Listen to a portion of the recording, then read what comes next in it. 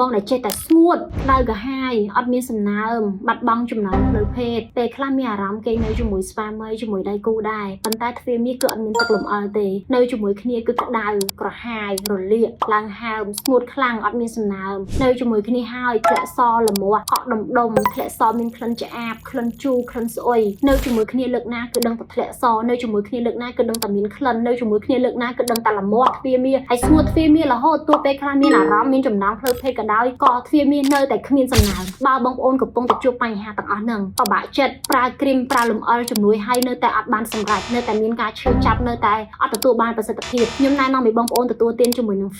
Fimi នេះគឺល្អមែនតើសម្រាប់បងណាដែលស្ងួតរមាស់កើតផ្សិតជាពិសេសគឺក្លិននឹងតែម្ដងបើមានក្លិនដូចជាក្លិនឆ្អាបក្លិនជូរក្លិនស្អុយក្លិនខ្លាំងរហូតដល់អត់មានទំនុកចិត្តលើខ្លួនឯងចាក្លិនខ្លាំងរហូតដល់អត់ហ៊ានគេនៅជាមួយប្តីហើយបើសិនជាបងប្រើវិធីសាស្ត្រអស់ឲ្យបងអត់បាត់ក្លិនប្រើទឹកលម្អប្រើជំនួយអស់ឲ្យបងនៅតែស្ងួតជាប្រចាំប្រើច្រើនពេកទៅជារលាកទៅជាក្តៅកាហាយលើសដើមបងញ៉ាំជាមួយ